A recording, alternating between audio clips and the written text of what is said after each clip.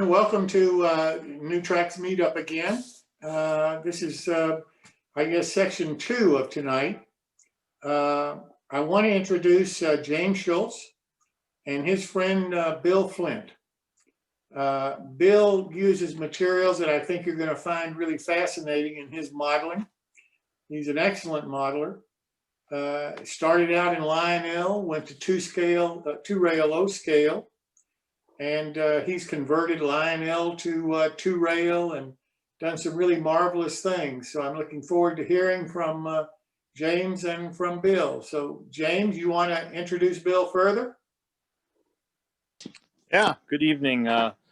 Bill Flint is kind of our grandfather as far as O scale goes. And I will introduce him to you. Let me swip this around here. This is the man tonight, Mr. Bill Flint. So we'll just welcome. Around. Want to say something?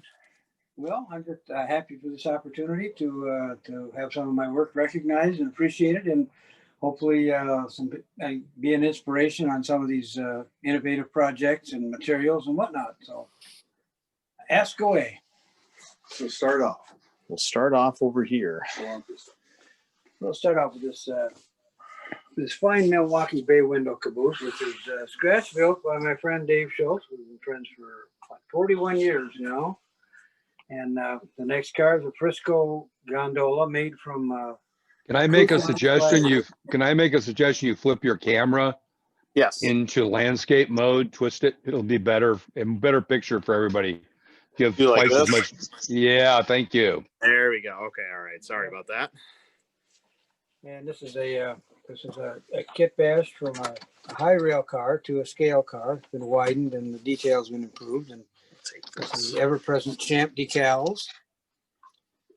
And I worked a lot from what materials I had available. And usually what was accessible was Lionel or Marks or Kusan stuff, which I've adapted to scale use. And the next car is a good example of that. This Shell tank car built from Lionel cheapy tank cars. Can you pause for just a second? Dylan, can you click on him on the triple dots on his picture on your screen? And spotlight him. And click on spotlight and spotlight him for everybody. Thanks. Sorry. You got it. Let me just find it again. There we go. Just so that way the video doesn't keep bouncing around. Sorry about that.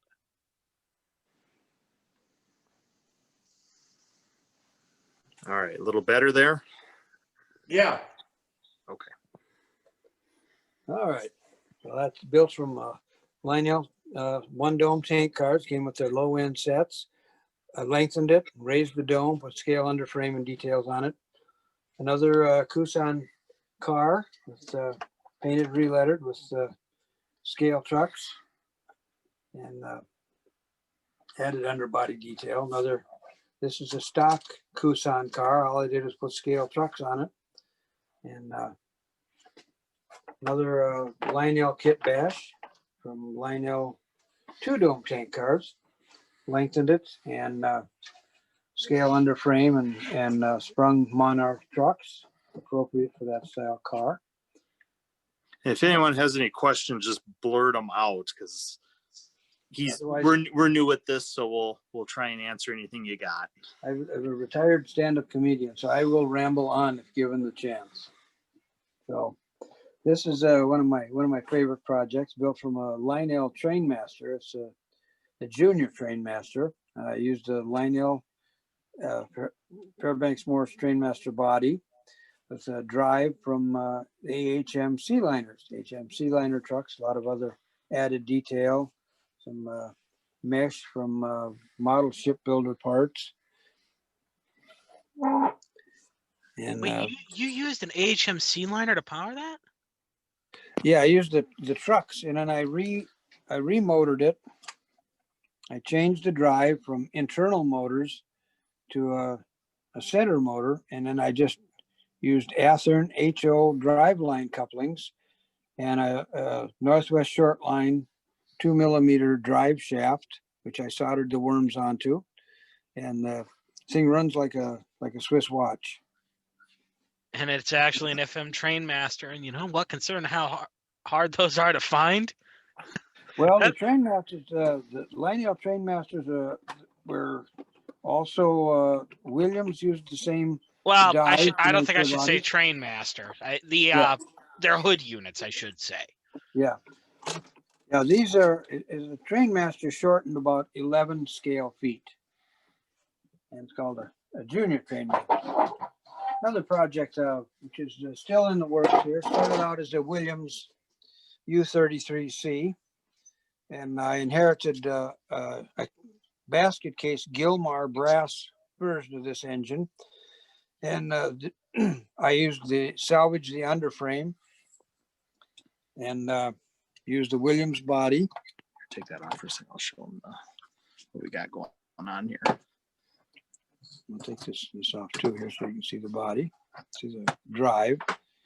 The drive is kind of kit bashed from AHM C-liner truck frames. I mean, and I got the side frames from, I think, at a railroad flea market. I don't know who manufactured them, but it has ball bearings on all the axles, ball bearings on the drive, total of 16 ball bearings with a German Bueller can motor. And for added appeal, I made the journal boxes, the roller bearing journal boxes, rotate. When the wheels turn, so do the journal ends. In fact, we'll put this on the track here and get close enough, we can see the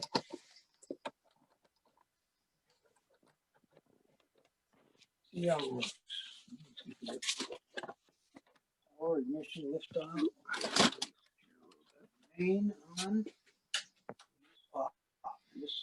There we go. Now it should work.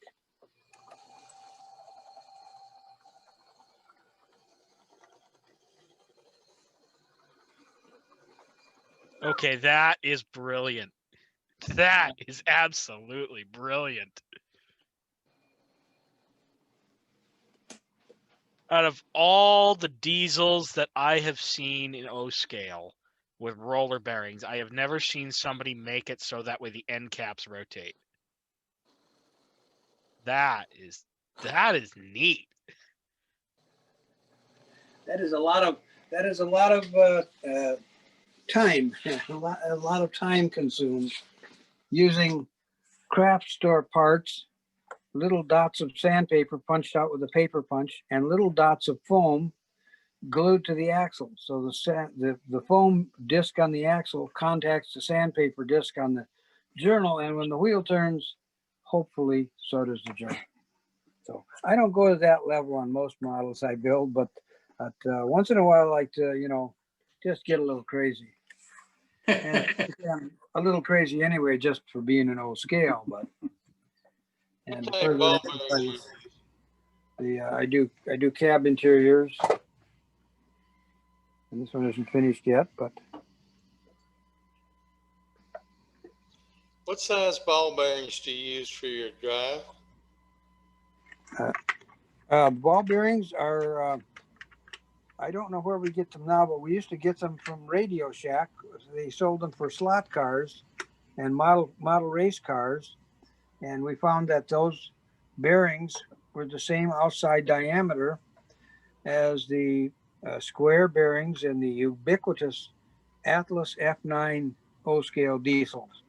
So by using Atlas wheels and gears and these new ball bearings, the whole thing just kind of went together. It's a Cook's mixture of a bunch of different manufacturers. Is that the 3/32 size axle bearing? I used U.S. Hobbies.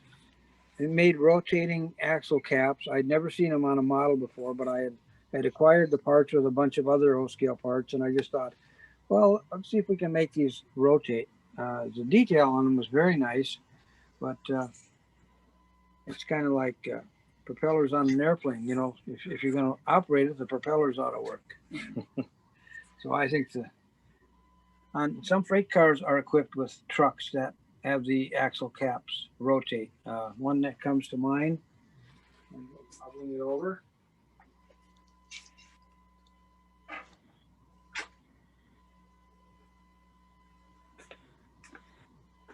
And there again, these are Ace manufacturing, and the roller bearings on these freight car trucks. rotate too. A nice visual effect.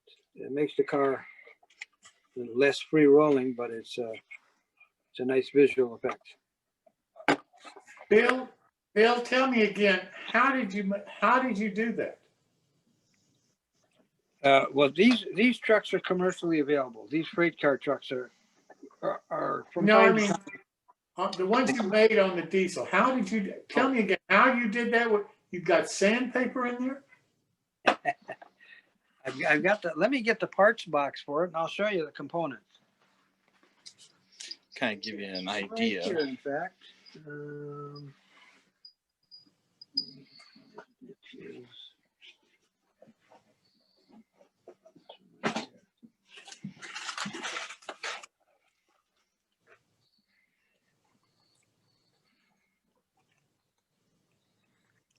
It's always the darn plastic that gets in the way. hermetically sealed. Hermetically sealed for your protection. I just used plain old 1/16 polystyrene foam or whatever it is. Punched out the little discs, Foam here. and this is the bearing caps. Bearing caps go onto these little fittings, which I get from a craft store. I install the bearing in this into the side frame. You have to pre-drill the side frame to that exact size and make sure it rotates freely. Then I glue the foam disc to the hub of the wheel set. And then I glue a similar size dot of 60 or 100 grit sandpaper. I glue it to the back of the journal. And when you put the side frames on and tighten them down with screws, when the wheels turn, so will the journals. I'll be Luckily, darned. I only had to do 5 axles because the other side of those GE locomotives all had wheel slip detection devices. And the lead axle has the speedometer cable for the engineer. So it was, I didn't want to have to do 12 of them. And it took some experimenting and trial and error till I got the system to work.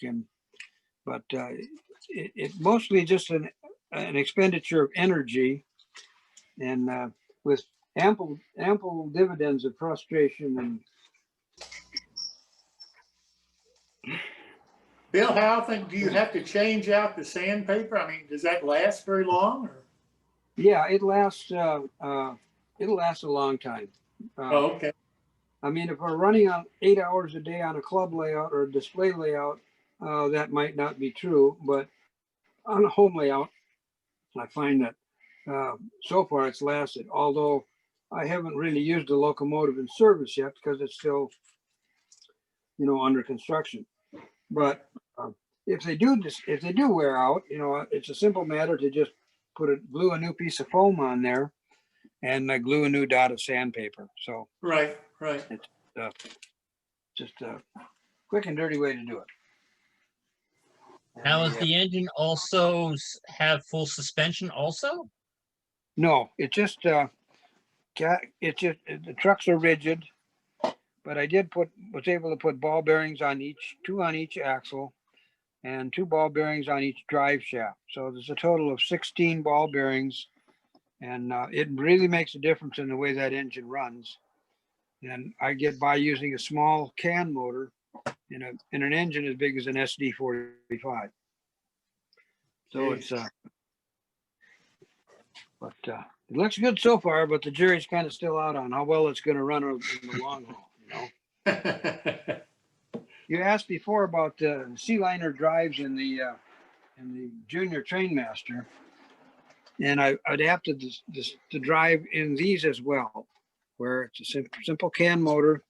The original motors was a little can motor, 1 in each truck, which is the same size motors they put in a lot of their HO models. So I just bought 2mm shaft from Northwest Shortline and retrofitted the worm on the shaft, and with Athearn HO engine driveline couplings, and eliminated a lot of the gear work. There's not gear towers, or there's just a couple of U joints and the gear, and they they run very well with even a small motor. And the motors came out of, I believe they came out of video camcorders, but I'm not totally sure. But if you got a friend at Canon Industries, maybe you can find out. And then let me know, because I'd like to get some more. All the engines are powered that way, and the B unit is built from 2 A units. So you take the butt end of one and put it on the long blind end of the other, and you get a B unit. And I use KDs on the ends of the engine, but between the engines, I use KDs with the cut lever removed, so they don't uncouple unnecessarily while they're in a train. But there's operating KDs on each end, for pulling. So, what's next? Hey, Bill, this is Bob. People might be interested in how you put up your bench work really quickly using prefab doors. Do you want to show them that? Sure, we can do that. My friend Bob, the international man of mystery from somewhere near Denver. We've been friends for 40 years as well. I built my benchwork on I used shelves for some of it and some supports on each end. And these are hollow core doors, which are usually available at Home Depot or Knox or Menards. And if you go get the damaged ones on sale, they're pretty cheap. But I used a total of, I think, about 27 doors to go around the entire perimeter of the basement. For the table work where I didn't have shelves to rely on, I used L-girder legs and L-girder longitudinal stringers under each door, and one brace on each set of legs. And it's just screwed and glued together, went together pretty easily. And I just, every once in a while, I come down and do another section until I was completely done going around the whole basement. There's about 110 feet of main line, which translates in O scale to 1 scale mile. So if I were to model a typical Burlington Northern Santa Fe coal train of 110 cars, the model would occupy the entire main line of this layout, and the caboose would be right in front of the engine with 100 right between. So O scale does require a lot of space, but I think I like the visual impact. I like the heft to it, and you pick up a passenger car, weighs 2 or 3 pounds. You got something in your hand there, brass trucks and the old Walthers. The sides are steel, wood roof, cast metal ends, a lot of scratch built detail underneath, and it's wired for lights inside, controlled by a switch, because some people don't like to run their lights on the trains all the time. And that's my beginnings of my NP passenger train. And to go with it, we have an F9, FP7, an FP7 built from 2 Atlas O-scale F9 shells in an Atlas drive. And a lot of added detail. Roof fans are all hollowed out. Lighting package and motor for this with flywheels. It's a Phillips computer can motor. And that's this is about the best running engine I have on the railroad. It the combination of flywheels. And I made the flywheels out of something that they call fender washers, and you can buy them in auto parts stores or hardware stores. And I just epoxied them together, and they're again Athearn HO driveline components, and ball bearings on the axles retrofitted. But you can see where the 2 shells are joined here, the 2 to gain the extra 4 scale feet of length for an FP instead of a plain F unit. And since they were passenger units, they had a water fill. The water fill is right here. A lot of people think that's a fuel fill, but the fuel tank's down below.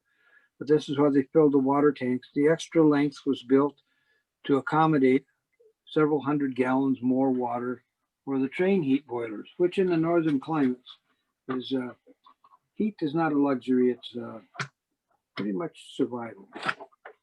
So that's, anyway. I don't do cab detail on F units because it's not that visible. I will do it on modern chop nose Jeeps because you can see in the front window. But the cab detail in a model like this is pretty much not easily visible to the average rail fan. So, another, it's a red Caboose model, stock model with Atlas style drive with again ball bearings in it. And I always make the some part of the locomotive removable to access electronic components for DCC or battery packs for lighting or what have you. It's just and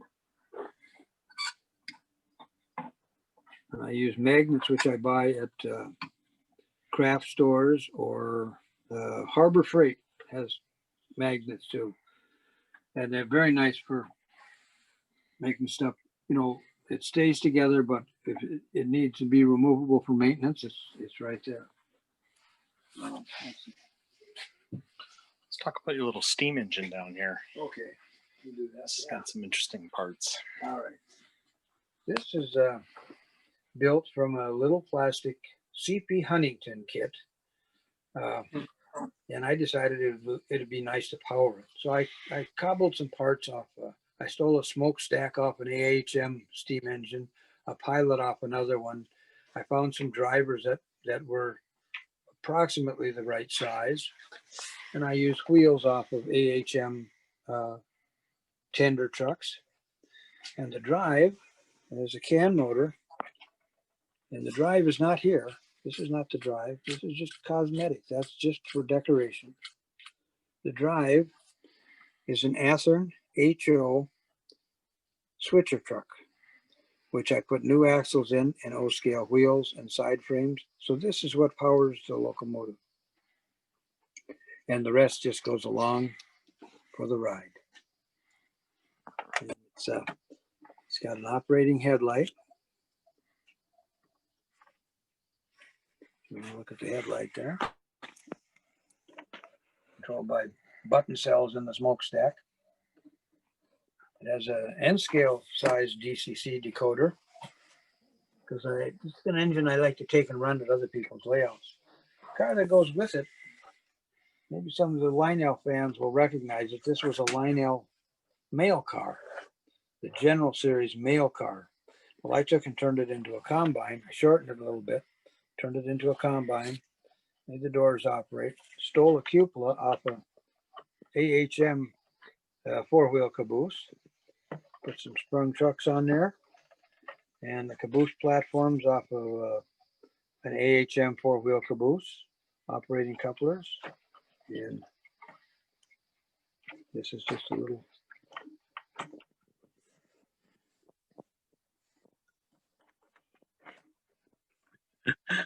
There we go. Okay, let's run that thing. Huh?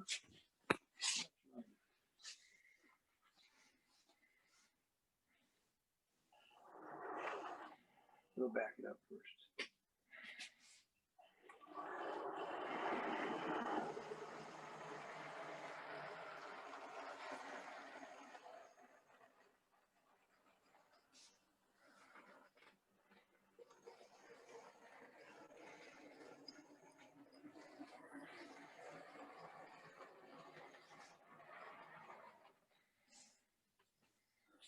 Okay.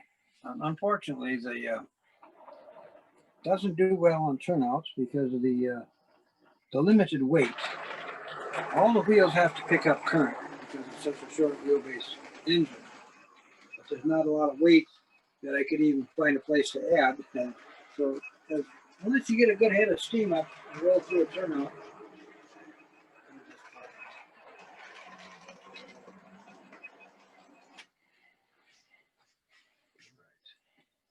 I think that it has run into a dead block there. I think it's gone past. It did. Oh, it just ran into a train. Yeah, they'll have that effect too. Let's, park it though. Park it on the siding here, and then we'll run gas electric.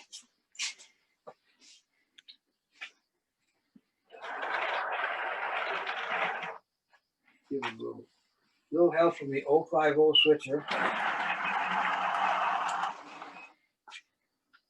Another thing you might, another detail I added was the old style Lincoln pin coupling for the front pilot. That's a neat model. I've never seen anything like that. That is great. Turn the light off here so we don't.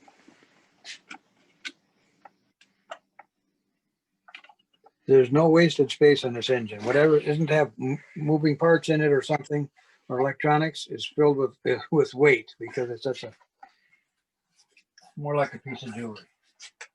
All right, well that's, we can run this gas electric here too.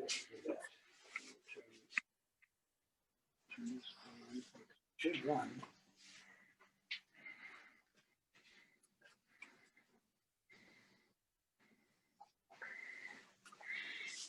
Over here and take a look at it.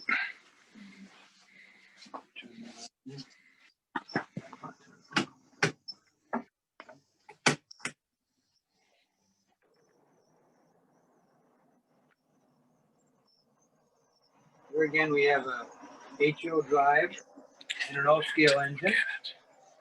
The little gearbox came out of an Atlas HO diesel, retrofitted with scale wheels and axles.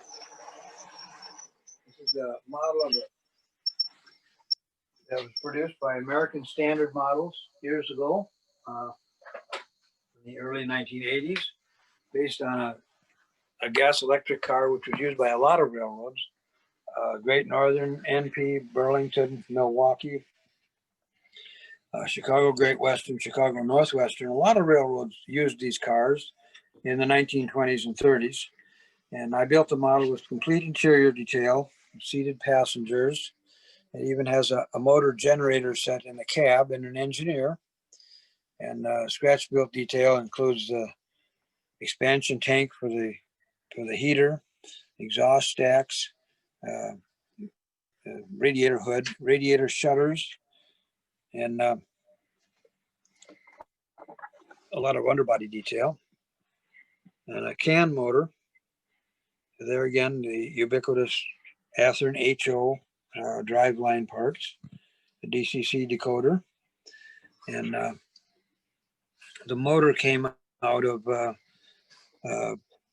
deluxe remote controlled blinds on like for store windows, where the blinds are sealed inside a glass, and you use a remote control like your TV to operate the blinds.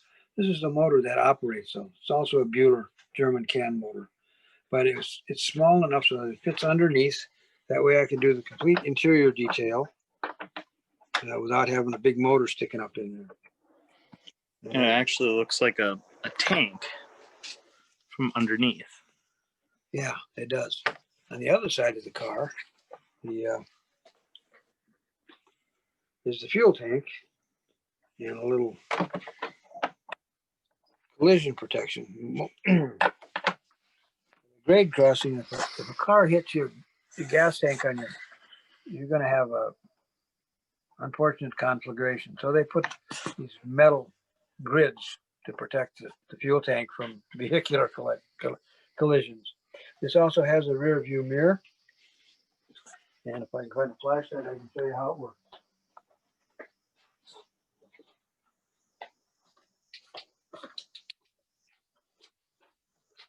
Now, if you look down here from the end of the car, you see the mirror. You see the mirror? Yeah.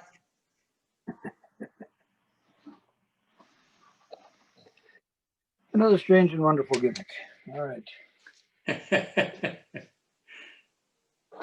Anyway, that's Wasn't the engineer on the other side? Already sees it. oh, okay. All right. I had a question. Was the engineer on the other side? Yes, engineers on the right side, and there was no seat on this side. There was an air compressor run by a gas engine, or no, an electric engine, which ran off the batteries in the car. But that's how they operated the air brakes, because there was no other way to produce to get a compressor to work. The engineer's over there, operating window on the engineer that had 240 air conditioning. You open two windows and go 40 miles an hour, and that was your air conditioning. Old joke. So what else are we gonna see? The Bud car? We got a Bud car out here? Any questions so far? I'm just absolutely amazed. I think this is gorgeous. Engineering of it is just phenomenal. I think something that it's all so impressive, but when you were showing underneath the layout, just the usage of clothespins as wire holders is fantastic. And when I think of what I spent on real wire holders, and I've got so many clothespins sitting downstairs. See if I can find a couple here. Yeah, There was some in the corner, I think. Yeah. Yeah, just glue them on, and oh my God. All along the layout. Now, why hasn't Model Railroader ever said do this? It's such a simple way to keep your wiring neat. Yeah. Clothespins, and then I use screws and little doobie jobbies, little dealy things. So Walther sells them. They're little cable bundlers. So I bundle the cables up and hook it over a screw. The secret is to use soda straws. You cut a length of soda straw, put it on the screw, and screw the screw in, and then the screw threads won't interfere with the wires. I haven't done that yet because I just thought of that now. But these are the little snap ties that Walters sells. I think they probably even still sell them. Now, if you get down and pan this train, we'll move it out of the way. It's like home improvement. But you know, the ideal is you have to get a cocktail straw that's smaller diameter. So you have to be doing a little drinking to get that straw. Yes.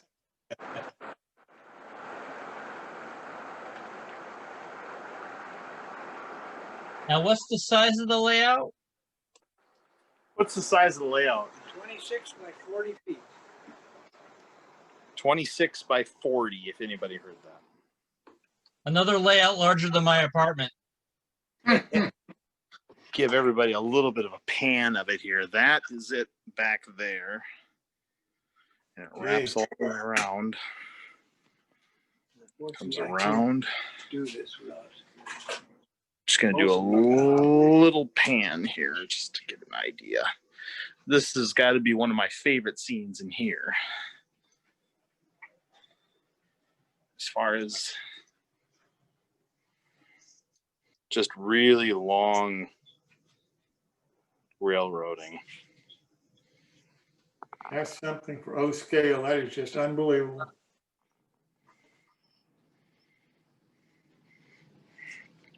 And then it wraps all the way around again.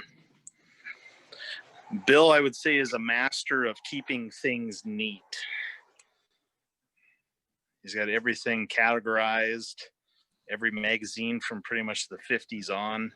James, could you go a little to the left and show them the carpal tunnel channel? I believe you're talking in here, Bill? Yeah. Sorry. Yeah, the use of the metal stud in the bathroom. Oh, the metal stud in the bathroom. Yep. There's, yeah, a metal 2x4. Sell them at Menards. And the layout passes through the bathroom.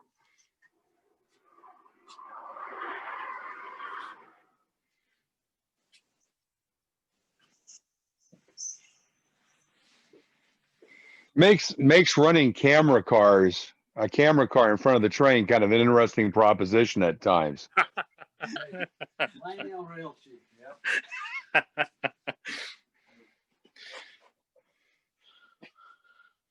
Got a couple of passenger cars. Yeah. Some hand-built. Here again, this is commercially available stuff. This is Mike's Train House. This is an RPO baggage combination, but I took two of them and I combined them to make a 60-foot RPO.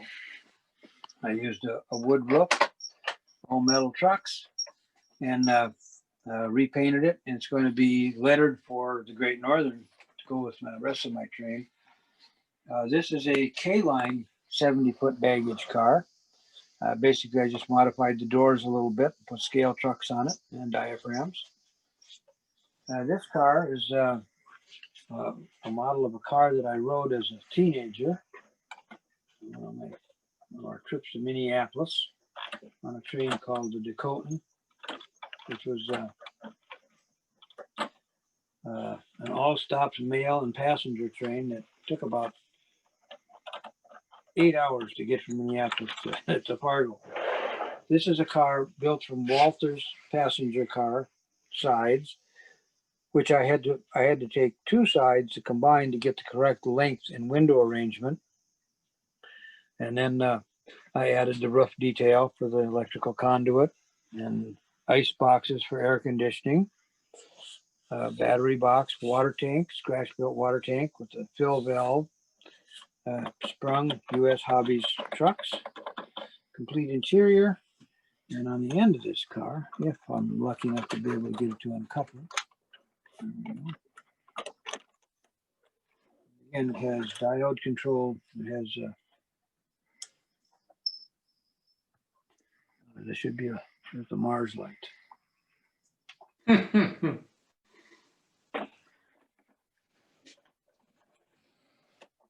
Bill, what material did you use to scratch build the underbody? Well, balsa wood, the plastic tubes that toothbrushes used to come in is pretty handy because it's the right shape. And then I just wrapped northeastern scribed wood around it with some strip detail and some little fabricated brass parts. And the ice box covers are from American Standard with little added detail. And the seats inside are from Walther's. So the car's got lead seats. It's a pretty heavy car, but it has that satisfying sound to it, rolling over rail joints, and you can see the springing action. And Get a good pan shot of the underbody. oh, sure, okay.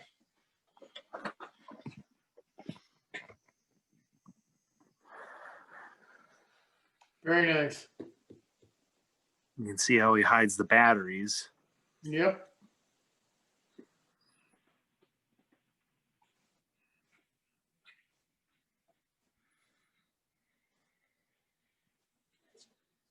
And air tanks made from just pieces of dowel with, strip plastic wrapped around them and Plastistruct I-beam for the cradle. There's a piece of Plastistruct I-beam and then glue the tank to it and then wrap straps around it, glue the whole thing underneath.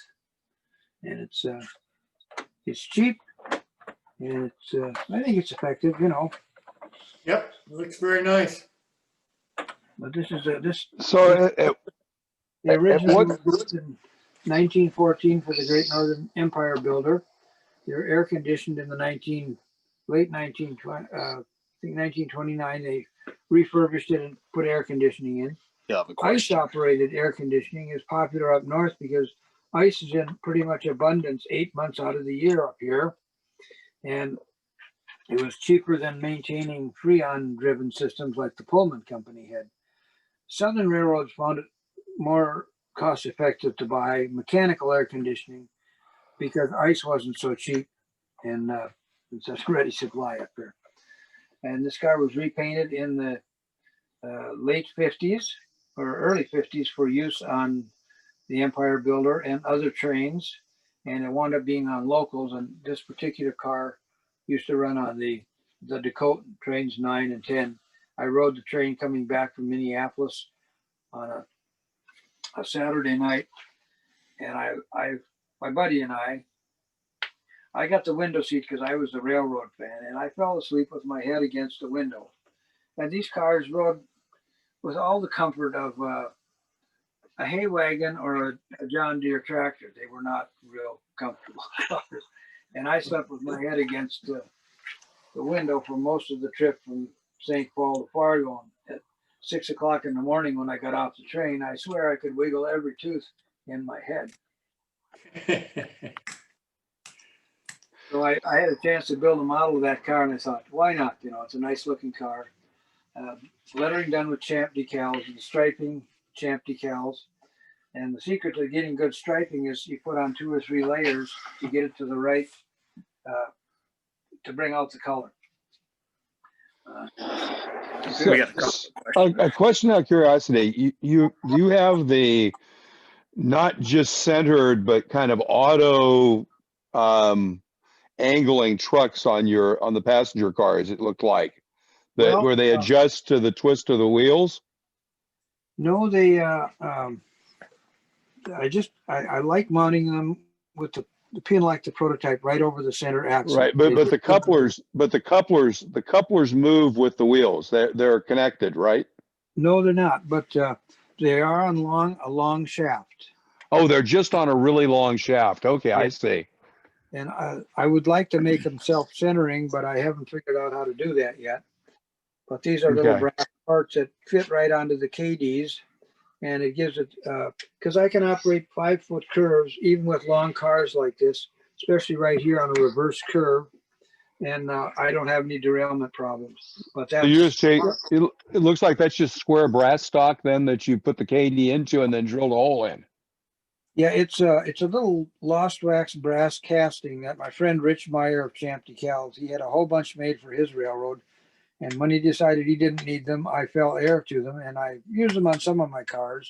Not all of them, but some of the cars. It depends on how close the wheelbase or the pivot point of the truck is in relation to the end of the car. Right. The shorter that distance, the less the coupler distorts. So on like this, I use the extended coupler, and then I also fasten the diaphragms on with magnets. So now the roof, the access screw is exposed. The steel plate here on the diaphragm. There's magnets recessed into the car, and that holds the diaphragm in place. The only problem with using these extensions is they're not self-centering, and you have to manually adjust the coupler to get them to couple. But they still run fine. They run very nicely. And, well, it lets you use close couplers close to the car for the diaphragms while still being able to run on not incredibly huge curves. yeah, and this That's cool. For example, this is about as close as I can couple it. You know. Yep.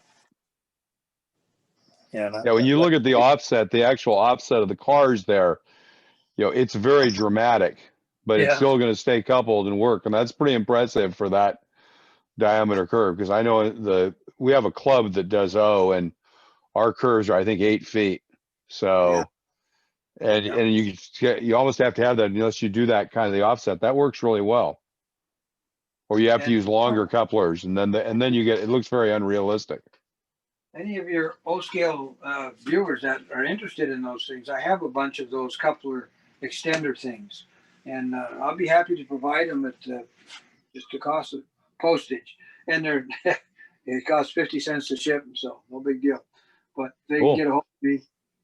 I'll be happy to correspond and make some available. I have quite a number of them. You tap them with an 080 tap and put in a little screw, which you can buy from Walthers, to hold the KD into that little bracket, and then you drill a hole in the shaft wherever you want the pivot to be, close or far away, and that'll help the cars negotiate. And this is a 5-foot curve, and the car still as it goes through the reverse curve here, going into the tunnel. You see the diaphragms off, they offset quite a bit, but it's still they stay on the track and they don't hang up. So that's kind of how I'm looking.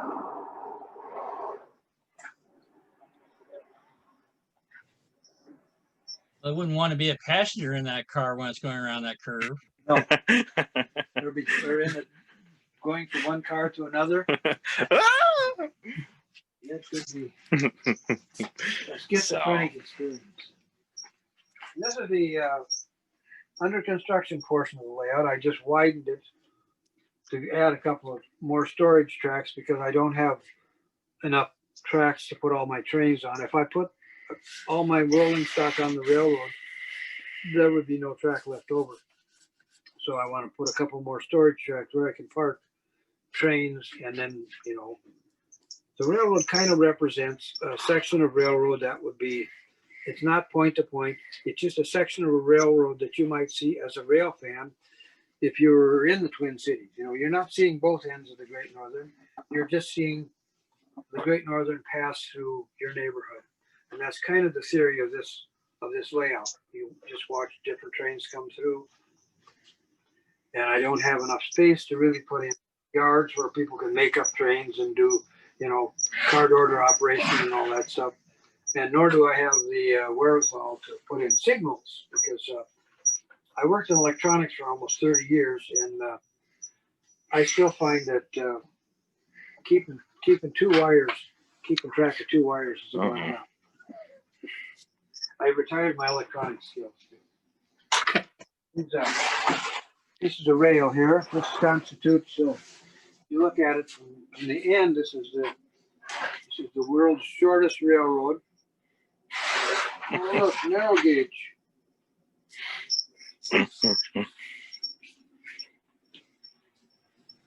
More cars under construction. I try to do in cars this size. I try to do, you know, interiors. And here's a club baggage car which would have operated on the New York Central and the Pennsylvania back in the 20s and 30s.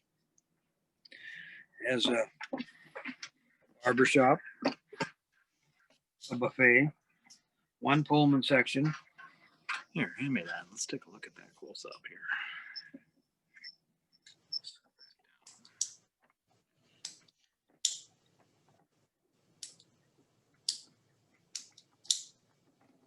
Very nice. What material did you use here?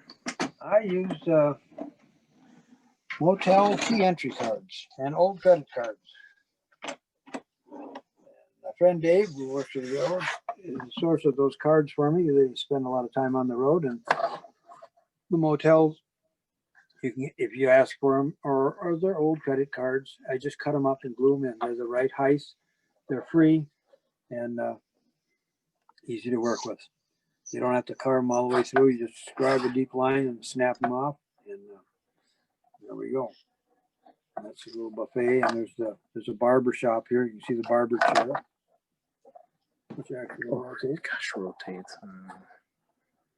Of course it does. There you go. But does it recline? Oh, damn! I got something. You have a new Only mission in once. life. And That foot plate has the to next come out time I too. show up, I want to see that thing recline. And the berths goes down. I want to see operating Pullman berths. Oh man. But I make all the roofs removable, and just a combination of screws. The theory being, if you seal up a car with lights in it, the lights will eventually fail. Even LEDs will eventually fail. But if you make the roof removable, so it's easy, the lights will last forever. I'm using Murphy's Law against it. Unused track. This came from the Champion Decal Railroad, and it's too complicated for me to use. I have enough trouble putting in a simple turnout.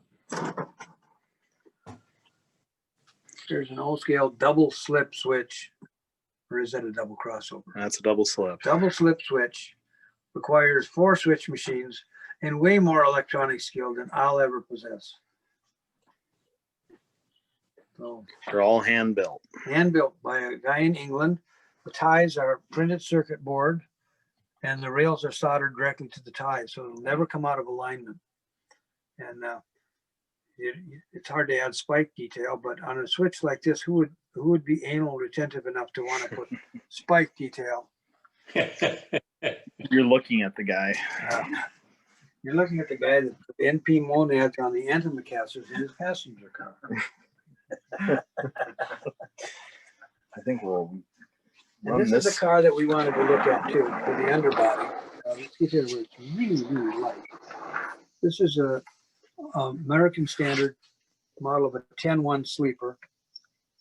And I'm modeling it as the NP had. NP had some of them that they bought from Pullman in 1948, when Pullman was forced to divest itself to the railroads of the car operation. And this is a car that I haven't been built with no interior yet, but I spent enough time on the underbody to more than compensate for that. So all this details, all is except for this and this, it's all scratch built. This is the axle generator to provide power.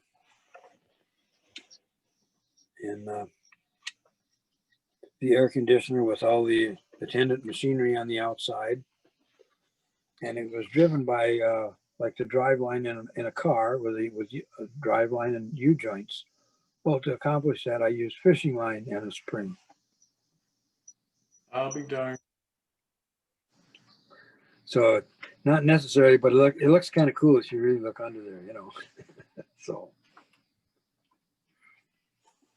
and that's this car will be finished in the same color scheme as the later NP North Coast Limited was, but it fits in on secondary trains.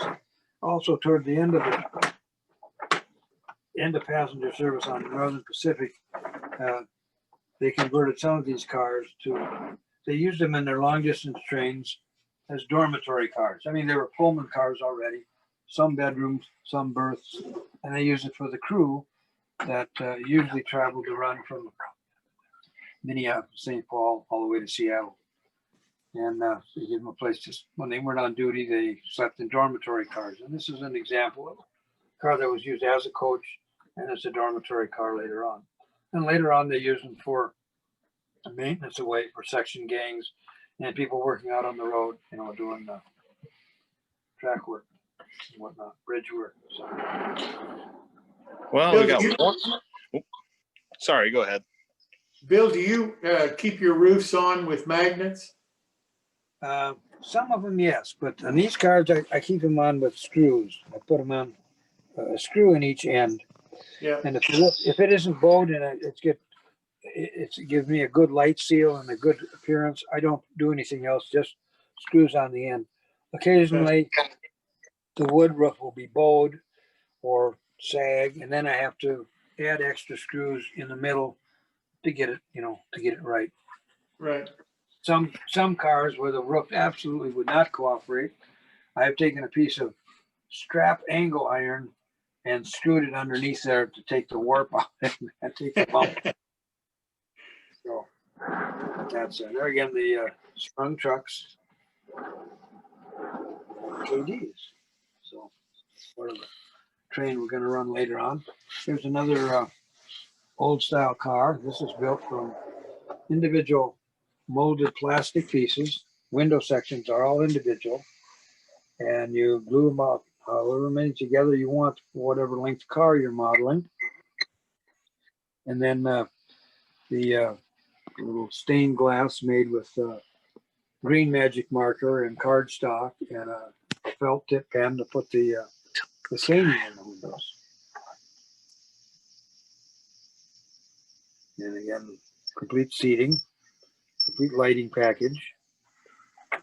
And again, the roofs are held on with screws, and the diaphragms are held on with magnets. And I like to use steel when I can. If I can't get it, I use plastic and make it look like steel by taking a number 2 or a number 1 pencil and burnishing it with the pencil head, and then rub it with your fingernails a little bit, and maybe touch it up with a little bit of Flowco rust color, and it kind of looks like steel. And that's how we did that car. We got one more thing, and then I guess we'll leave it to questions. And Sure. I know it's getting kind of late on the East Coast. No, we're fine. Okay. Okay, all right. We have an RDC over here. Oh, yeah, another bud car. That's right, we're gonna run it.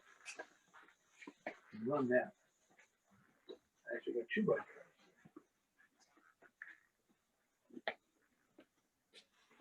It's a model of a Northern Pacific car. Has operating doors. And a battery operated flasher circuit. They use these cars running from Fargo to Winnipeg. How do you get your doors operating? I use I use dollhouse hinges. The hinges that you can buy at craft shops for doing dollhouses. Get the smallest hinge and glue one side to the door and the other side to the car until you get the alignment right, and there you go. And that's how. That's neat. That's like that. Again, the rust removable, complete interior. I don't do the mail room interior or the baggage room, just partitions in the right color because it's not that visible anyway. But where you can see the seats, I try to make it, This is built from 2 Lionel cars.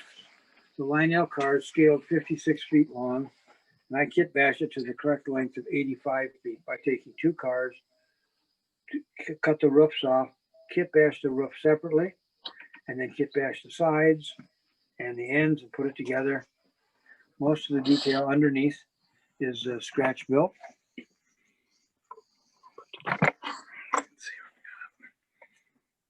And this has a power truck out of a Japanese 3-rail train by KTM is the brand name. And they were the equivalent of Lionel in Japan after the war. They were also the company that manufactured for the importer Max Gray and several other importers. But that has a motor out of a hair dryer in it. And the step treads are either come from cigarette package wrappers or the little peel offs on inner tube patches for your bicycle. That one doesn't operate. No, but this one does. These 2 do. And the lighting package is controlled by these little dip switches, and it has a 9-volt battery. Flasher circuit built by Dave Schultz and Company. Was electronic techie friends from Alexandria Tech, right, Dave? That was about 30 years ago. Oh, at least, yeah. At least there's, no. And use sandpaper for the non-skid step patches on the radiator dome. And these the air vents, these are made from paper fasteners, which you get in off a supply store. And the door in the stainless steel monad, the plate in the doorway there, that's made from actual stainless steel, again by Dave Schultz Industries, with Champ decals on it. And I'm trying to get them to make a few more to make and make them lapel pins for your, for your sport coat, for your leisure suit. Yes. So there it is. It has 1 truck powered.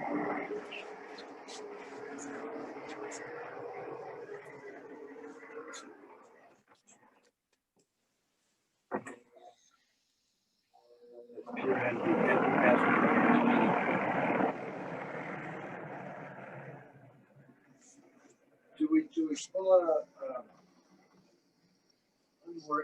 one more engine off, and then I'll stand down. So throw that one off. Okay.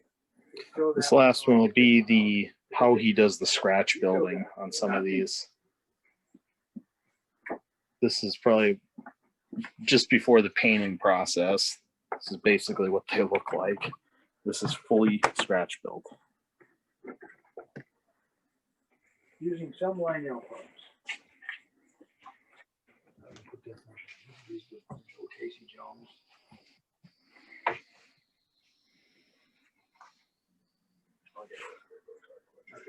Sure. Here again, it's some Lionel components. The old Lionel switcher body, modified. End platforms off of Mike's Train House switcher, and this assembly is from an All Nation switcher. The frame was same as a red Caboose Jeep frame with an Atlas drive and ball bearings, and the DCC in there, and a small can motor. And I have yet to do the louvered doors and then paint it. But it's a Great Northern engine, so it requires a lot of striping and it's labor intensive. And if I can get it to the point where I can put primer on them, I'm happy with that sometimes. Sometimes I use up so much time doing that I don't have anything left over for the last. It's like running 25 miles of a marathon and saying, oh, the heck with it.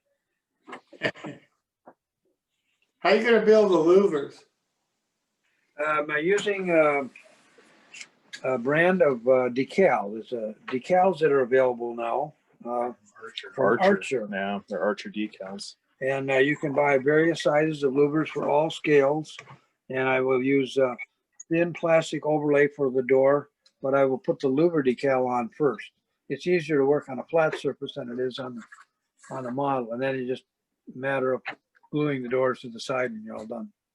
Right. So another tip too for passenger cars and the step wells on passenger cars, the older cars, they always said a little sign that says, watch your step. It's difficult to apply this after you finish the car because you're working in a cavity trying to put a decal on. So I always paint the steps first and put the decals on. And then when I'm all done with the car, then I glue the steps to the car. And it saves a lot of headache. It's just a different process. But most of my stuff has been, Plastistruct, Lionel, Marks, Kusan, whatever else I find. The little desiccant cans that come in bottles of pills, those make excellent O-scale trash cans. They're little, they're filled with what looks like coal, but you get them in bottles of pills sometimes. Trash cans or other cargo in trucks or whatever, or air tanks under passenger cars. It also works for that. So we have a little Great Northern train we're gonna run for you. Any questions? What Tell is the- Go, Jim. Go ahead. What is the model of the undecorated or unfinished locomotive supposed to be? I never saw anything like that. That is an EMD NW5. I believe there were only 10 of them ever produced. 13. Yeah, one of them was in my backyard at Mass Central for quite a while, but it's disappeared. Nobody knows where it went. Well, there is one operational in Duluth at the North Shore Scenic Railroad. It's GN number 192.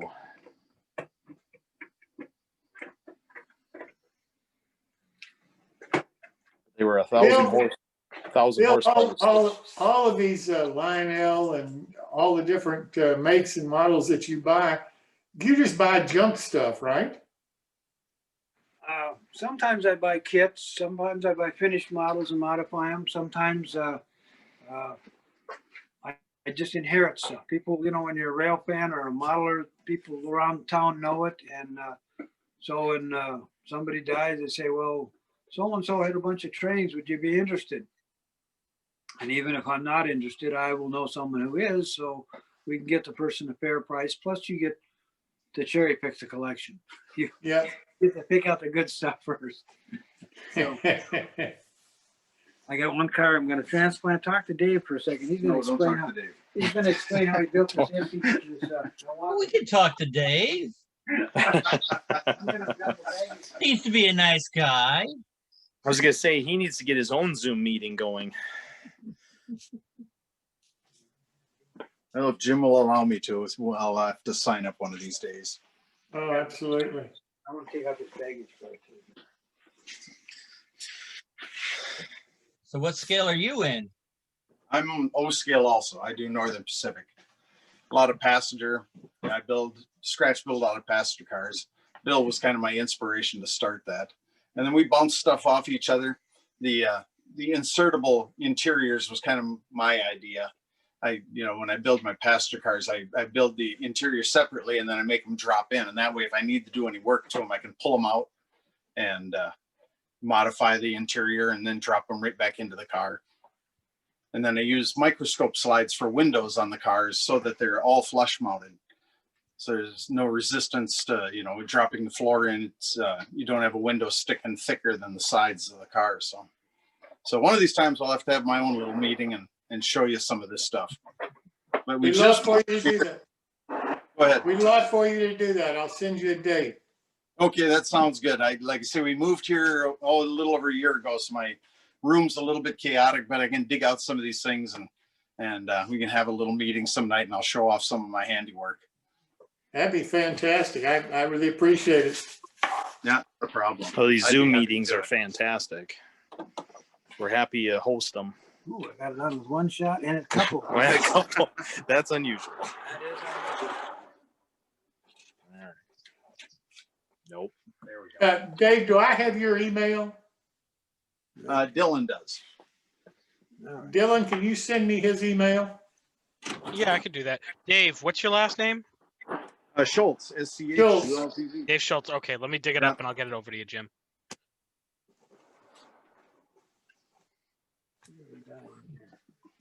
How about the cameraman? Does he have a layout?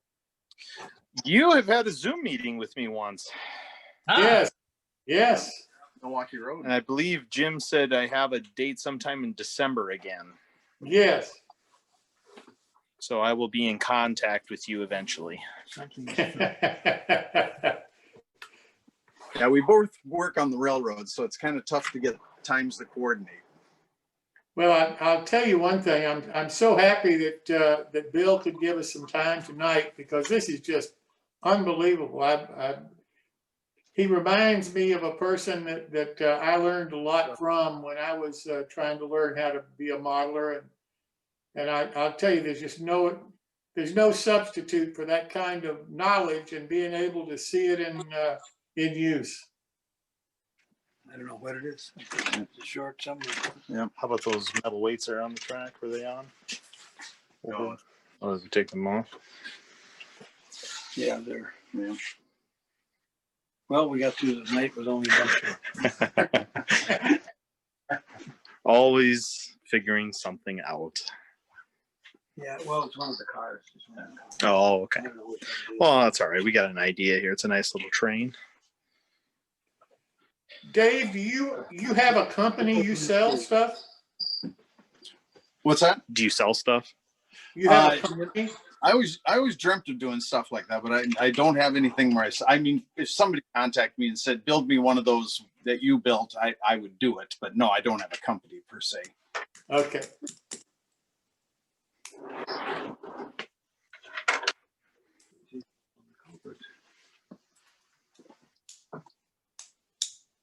Well, I don't know.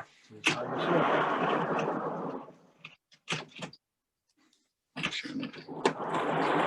There we go.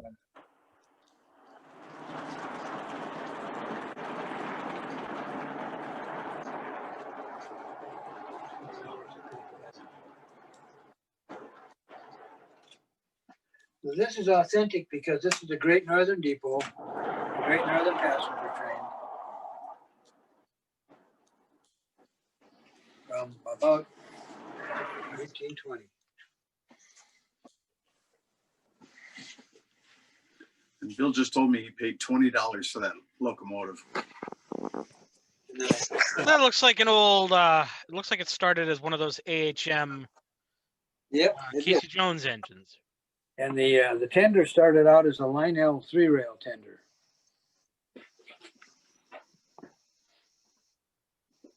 And there's a operating little platform here, this little gangplank. I don't have an engineer in there yet, but the cab roof is reveals a On the motor. Pitman or a Cannon motor.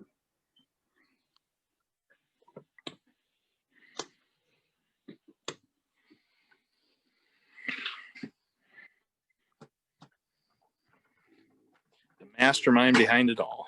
And the tender, the top of the tender is removable for access to the electronics. So I can add DCC if I want, or reversing lights or whatever. But I try to make the stuff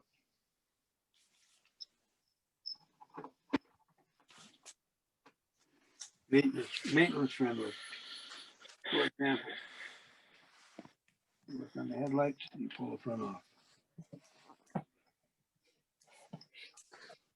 I love it. Buckshot, Keep double some out weight. buckshot. Yeah, keep some weight to it. Yeah.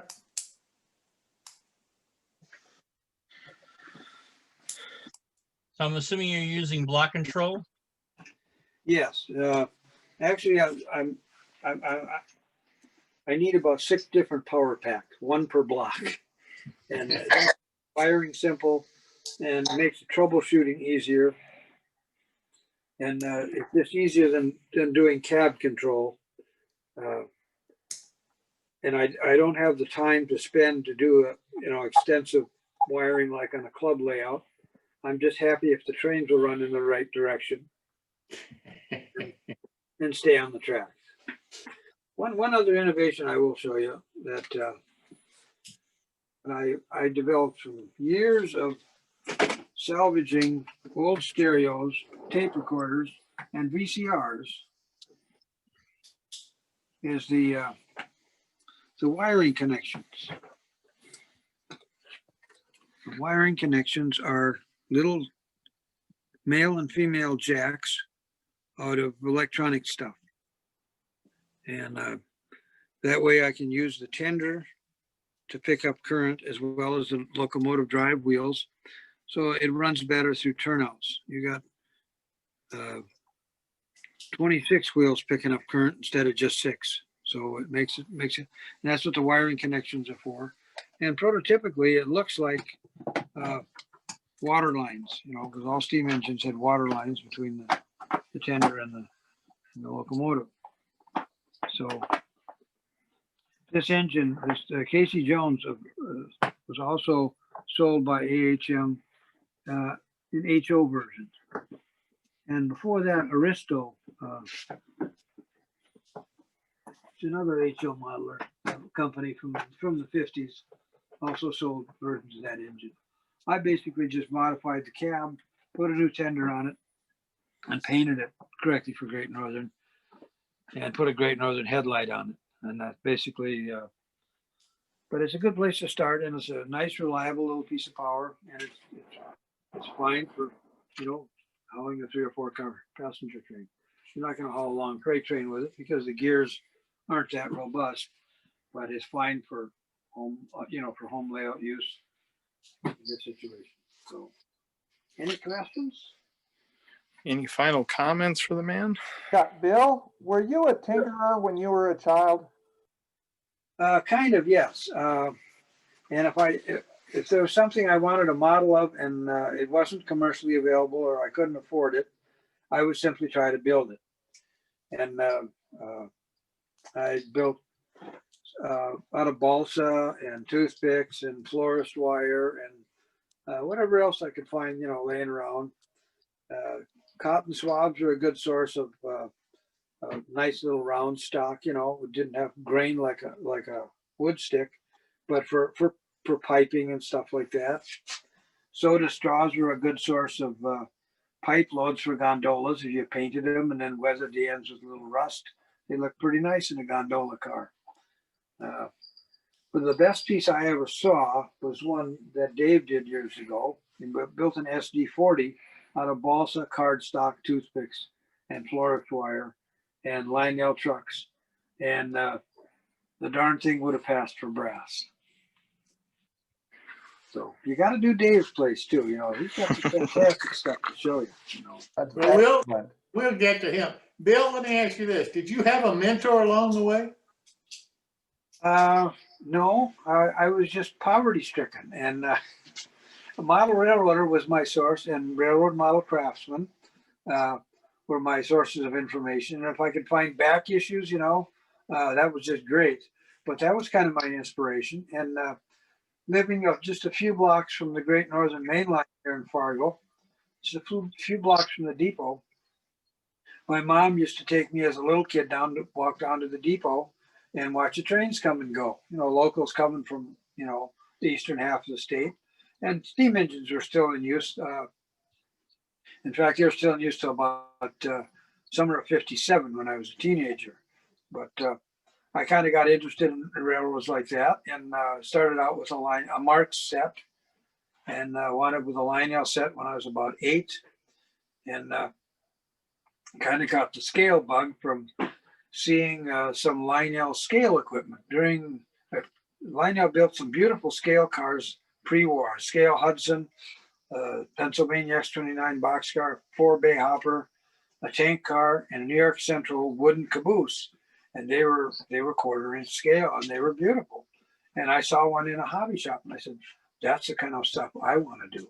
So I was always striving to try and duplicate that, and using whatever materials I had available. Balsa wood was also a good source. And if you dismantled an old radio and took the tuning gang out of it, which was a shaft with a knob on it and a whole bunch of aluminum plates spaced about 1/16 of an inch apart.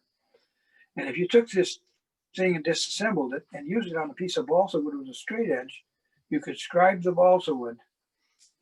And I had scribe siding to use for cabooses, boxcars, whatever I wanted to do out of balsa wood, you know. But anyway. Bill, I have a question. How many people have you mentored?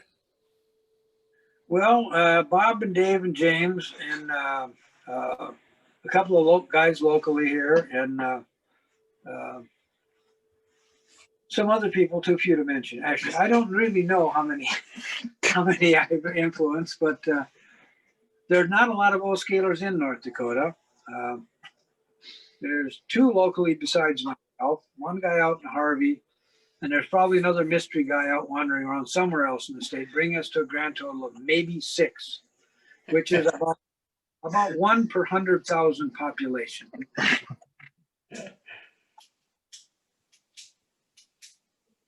Fantastic. Well, you have some beautiful models. It's just spectacular work that you do. Well, I'm glad you appreciate it. I'm happy to share it with people, and I'm always open to suggestions too, and learn something all the time. Not long ago, Dave turned up with a box of, I guess they were screens from a dairy. Those stainless steel mesh screens. Flour mills. Flour mill. Beautiful Super for fine. screening. Yeah. Super fine Variety. stainless steel. Vents on diesels and screen doors on little model houses and whatnot, stuff like that. Or you use it on a walkway and it looks like step tread, you know. It's just great stuff. Well, Bill, it's an honor seeing your models. Thank you for showing them. Well, and It really is. It's a real education to see the kind of skill that you can put into your models, Bill. Thank you so much for sharing it. You're welcome. And if you're ever near Fargo, I want you to get in touch with me, and I'll give you the Cook's tour of the railroad. I'd love to do it. And try to convert you to O-scale. I am O-scale. You are? Okay. All right. The HOers in town refer to us as stone gauge. We always said that HO stands for how ordinary. Well, the thing is with Jim's stuff, you might have to have an overhead. Yeah. Yes. That's right. Yeah. Yep. Yeah. Well, James, thank you so very much for introducing us to Bill tonight. And Bill, I can't thank you enough for taking the time and showing us your models and talking to us about your skills and how you do things. It's just been, it's been a fantastic time. Well, thank you. I really appreciate that, and I'm happy to share anytime. Thank you for letting us do this. This is great. Oh, Well, no, thank no. you. Thank you. Thank you so much for wanting to do it, James. I mean, this is exactly what this program is all about, trying to find talented modelers who have the skills and can demonstrate those skills try to encourage other modelers to try things, to try building things that they may have never tried before. So Bill, can't thank you enough for taking the time to do this. And anytime you want, just let me know, and I'll welcome you back. Well, thank you. It's wonderful. Good job on the camera work too. All right, thank you. I did my best. You did good. I tried to let him do the talking. James, thanks for introducing him to us. Absolutely. Dave, I will be in contact with you and look forward to your appearance and learn what you have to offer. I'd love to do it, Jim. Thank you for the invite. Yes, sir. Well, ladies and gentlemen, that's it for this evening. It's a little late, I know, but I thought this was worth doing.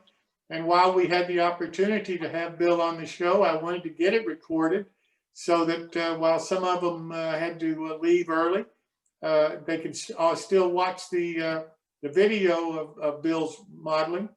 And I think he does some just exceptional work, just unbelievable kind of talent. Bill, thank you again. Thank you for everybody for staying and for being here this evening. And look forward to seeing you.